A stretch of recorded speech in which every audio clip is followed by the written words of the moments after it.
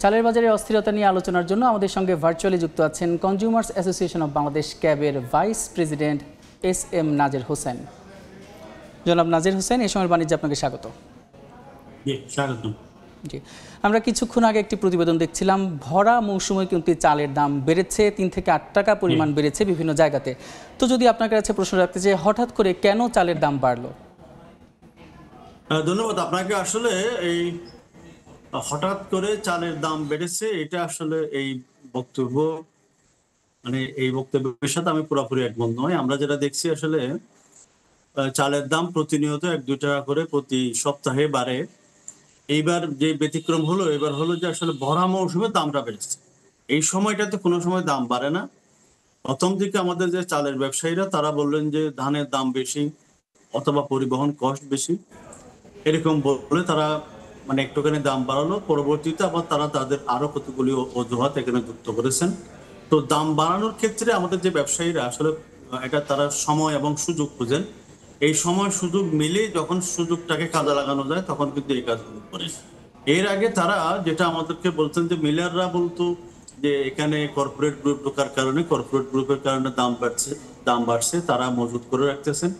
আবার কর্পোরেট গ্রুপের বক্তব্য ছিল যে এটা মিলাররা এগুলোর সাথে কারসাজির সাথে যুক্ত। তো একজন আরেকজনের উপর দোষারোপ করে উভয়ই কিন্তু দাম বাড়ার প্রতিযোগিতার মধ্যে থাকেন। ইভেন আপনি পাইকারি যে ব্যবসায়ীগুলো আছে, চালের ব্যবসায়ী, আড়তদার, তারাও কিন্তু দাম বাড়িয়ে দেন। তারাও সুযোগটা পেলেই সঙ্গে সঙ্গে দাম বাড়িয়ে দেন। তো যেহেতু এটার মূল কারণ হিসেবে আমরা যেটা প্রতিনিয়ত বারবার বিভিন্ন সময় বলেছি, সেটা হলো যে চালের বাজারটা, আপনি সবজির বাজার, মাংসের বাজার, অন্যান্য বাজারগুলি যেগুলি আছে, এগুলি যেরকম প্রতিনিয়ত আমাদের ভোক্তা সংরক্ষণ অধিদপ্তর, জেলা প্রশাসন বা অন্যান্য সংস্থা যখন যেভাবে তারা তদারকির মধ্যে থাকে, চালের বাজার কিন্তু কোনোভাবেই এরকম থাকে না।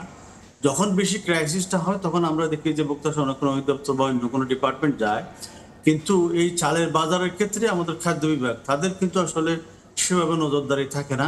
তারা বলতেই চায় যে আমাদের মূল কাজ হলো ধান চাল সংগ্রহ।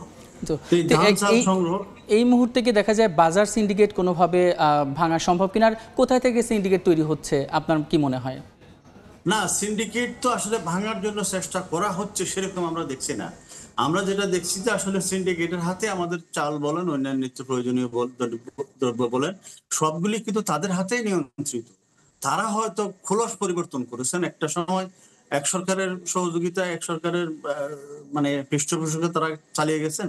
এখন আবার নতুন মিত্র তারা খোঁজার চেষ্টা করছেন, নতুন নাম দিয়ে, নতুন আবরণ দিয়ে তারা তাদের খোলসটা পরিবর্তন করে তারা তাদের কাজগুলো করে যাচ্ছে।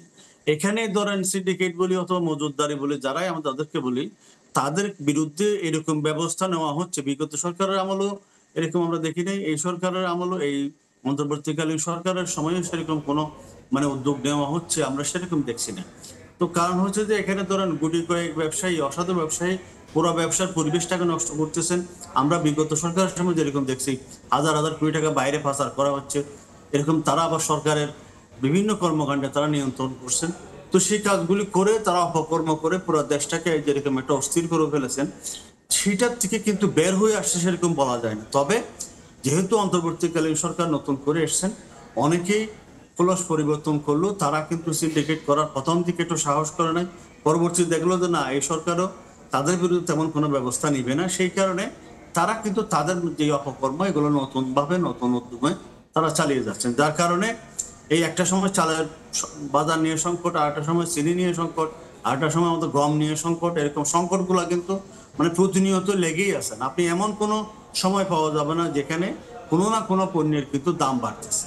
তো চালের বেলার ক্ষেত্রে প্রবলেমটা হলো যে যেহেতু চালের বিষয়টা ভিন্ন, চাল আমাদের খাদ্য নিরাপত্তার ক্ষেত্রে প্রধান উপকরণ। এখন চাল ছাড়া তো আমাদের আর অন্য কোনো উপায় নাই। আপনি ধরো তরকারি একটু কমাইতে পারবেন বা অন্য কোনো জিনিস যেগুলি আছে এগুলো কম কেনা যাবে, চাল তো আসলে আমাদেরকে কিনে বাধ্য হয়ে কিনতে হয়। সেই কারণে, এবং এটা নজরদারির বাইরে, সেই কারণে চালের ব্যবসায়ীরা চিন্তা করছে যেহেতু এটা নজরদারি নাই এবং মানুষও কিনতে বাধ্য, সেই কারণে তারা 1-2 টাকা করে বাড়িয়ে দিয়েছেন এবং এইবার এসে 8-10 টাকা পর্যন্ত বাড়িয়ে দিয়েছে। তো এই যে বাড়ার কারণে এখন আমরা যারা ভুক্ত, আমরা কিন্তু অসহায় হয়ে কিনা ছাড়া উপায় নাই। এখানে যেহেতু রাষ্ট্রের যে মেকানিজমগুলি আছে তারা যদি এগিয়ে আসে, তাহলে হয়তো এই জায়গা থেকে আমরা কিছুটা হলে পরিত্রাণ পাবো। এবং ধরেন সরকার, আপনার মনে আছে এরকম যখন চালের দাম বাড়ে তখন কিন্তু আমদানি শুল্ক কমিয়ে দেন, আবার সরকার নিজে চাল আমদানি করে, বেসরকারি যারা পর্যায়ে কিন্তু চাল আমদানির জন্য অনুমোদন দেওয়া হয়।